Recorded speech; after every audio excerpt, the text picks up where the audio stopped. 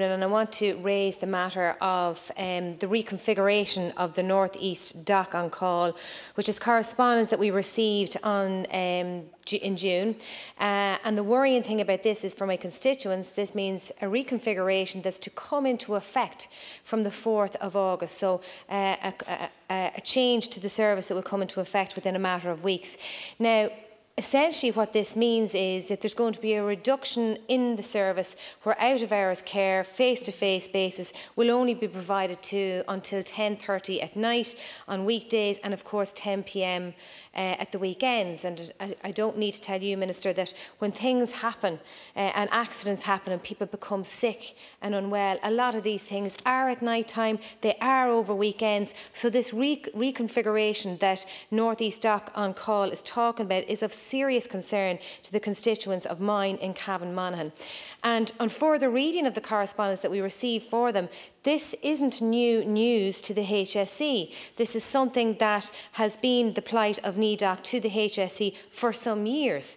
And they have clearly outlined as the reason for this configuration and the reason for this change is a lack of funding and a serious shortage of doctors. But for me, the serious shortage of funding, and it would suggest that there's been a lack of engagement from the HSE around this, has been ongoing for years.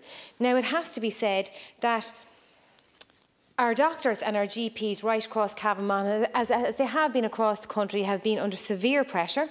They have reacted and responded to COVID. They've reacted and responded to their patients with great care, with great compassion, and also seeing patients as much and as often as they could, despite the challenges that COVID faced or presented to them.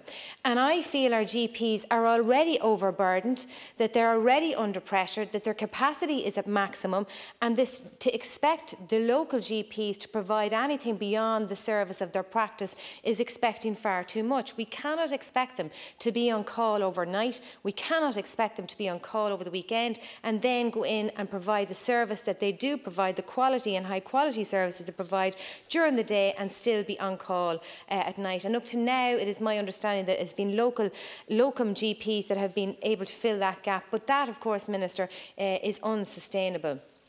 I just want to read a piece to you here that, from NEDOC, which really ultimately in a 2-page letter says it all.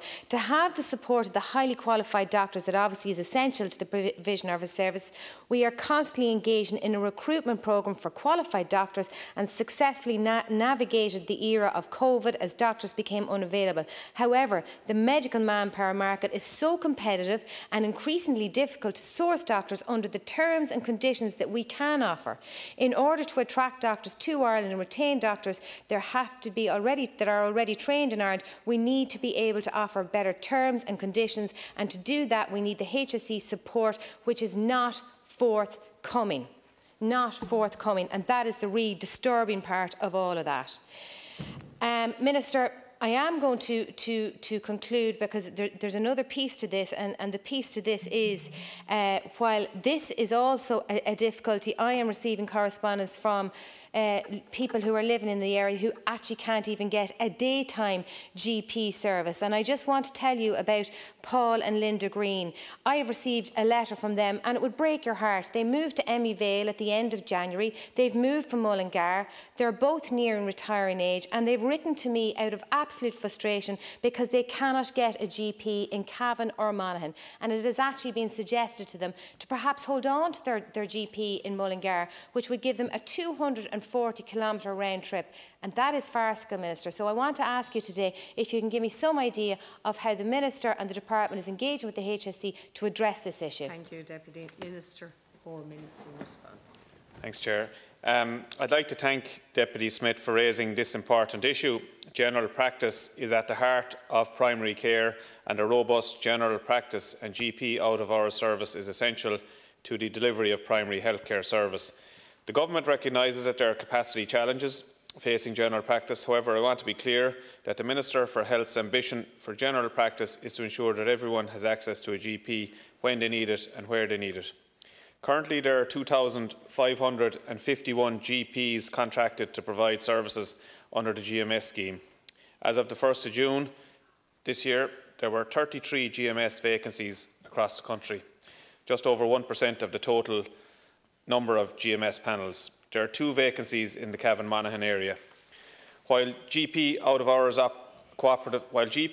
out-of-hours cooperatives are private entities, the HSE provides substantial funding to support all cooperatives covering a wide range of costs. North East Dock Limited operates under a service level agreement with the HSE. The HSE has confirmed that there has been no change to the funding arrangement for 2022. This year, the North East Dock will receive approximately €917,000 for out-of-hours services. North East Dock is also in receipt of substantial grant funding for medical card patients and a COVID test referral assessment. North East Dock Limited recently informed the HSE of its intention to reconfigure the GP out-of-hours services in the North East region with effect from the 2nd of August next. The proposals include a withdrawal of overnight doctors in 4 treatment centres, with the appointment of 1 central overnight doctor who will manage calls requiring doctor advice by telephone for the 4 counties. The HSE recently met with the chairman and representatives of North East Dock, and North East Dock outlined a number of operational and funding concerns. However, the HSE's view is that the financial forecast for the company, with the return to almost pre-COVID activity levels, remains viable. The HSE advised North East Dock that all operational funding concerns will be managed by way of a collaborative process using the mechanisms contained within the service level agreement.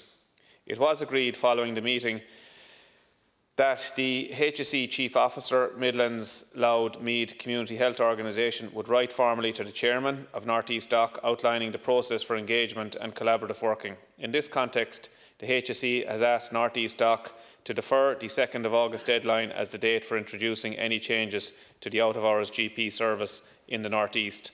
The Government is aware of the workforce issues currently facing general practice and has implemented a number of measures to address this. These measures include an increase in investment in general practice by approximately 40% or €210 million between 2019 and 2023 under the terms of the 2019 GMS GP agreement. The agreement provides for increased support for GPs working in rural practices and for those working in disadvantaged urban areas, and for improvements to maternity and paternity arrangements. In addition, the number of GPs entering training has been increased steadily over the last number of years, rising from 120 in 2009 to 233 in 2021. These measures will see an increase in the number of GPs working in the state and improving access to services for patients throughout the country.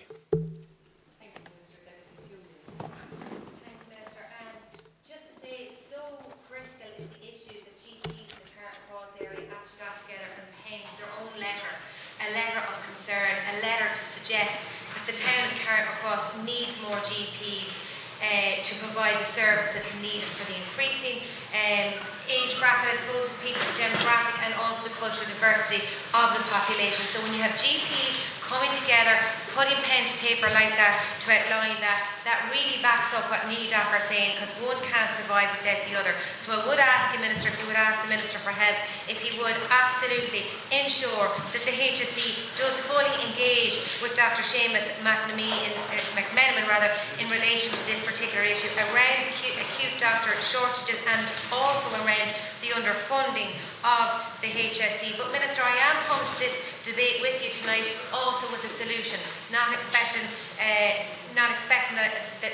wouldn't be the appropriate approach to take. I have a solution, and my solution would be, one arm of the solution could be to extend Monaghan Minor Injuries Unit and its operation, and to extend it to a 24/7 basis. That isn't currently the situation. It's a 5-day service, and I know from when Minister Donnelly visited the hospital when we were in opposition that he felt that enthusiasm and felt that, I suppose, willingness from the staff within the Minor Injuries Unit to extend the service, and that could be a help to NEDOC, that could be a help to the GP or the lack of GPs on the ground, and more than importantly, it would be a huge help to the constituents of Cavan and Monaghan who do use the Minor Injuries Unit. It's a huge service, it's expanding all the time, but we need the time and the length of service to expand and along with the variety of services that are in that. So we needed to go to a 24/7 basis. I want to compliment Councillor Seamus Coyle and Monaghan County Council, who actually raised this matter and had a motion passed unanimously asking the RCSI group. Finally, Minister, can I ask your department and the Minister for Health Department to engage with Dr. Ian Carter, the top man in the RCSI group, and ask him to concede to this request to make that minor injuries unit clinic a 24/7 basis. Thank you, Thank Deputy. you. Thank you, Minister. 2 minutes. Thanks, Deputy, and your requests will be noted and they'll be transmitted to the Minister for Health and to the HSE.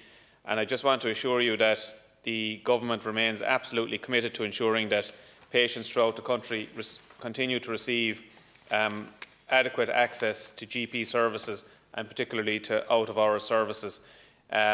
We know that we could do with more GPs. We all face that within our own constituencies. We've seen the recent census, preliminary census numbers published, and it shows an increase in our population to 5.1 million people.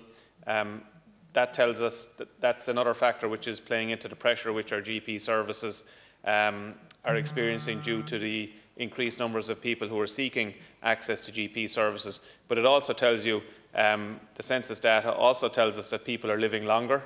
The rate of births has exceeded the rate of deaths, so people are living longer, thankfully, which is a credit to our health services also. But it also said there's a lot of migrants coming in, and you've alluded to the migrant community within your own constituency. So I think it's important that we continue to resource our GP services. Also to say that my own department of further and higher education, we have engaged with the universities to create more places in high demand courses, which includes medicine. We need to produce more doctors, and that's something which we're doing at our level. So just to say that the Government is absolutely committed to improving the whole primary care setting. We have huge investment going on in relation to primary care centres also, as you know. You see them being built in all parts of the country, including your own constituency. And the number, as I said to you, as I alluded to earlier, the number of the numbers of entrants in GP training went from 120, as I said, in 2009 to 233. There's an increase in the places available this year to 258 for GPs to train. So we're doing a lot in that space, which will go to help to alleviate it. And what you've requested will be that message will be conveyed to the Minister for Health. Thank you.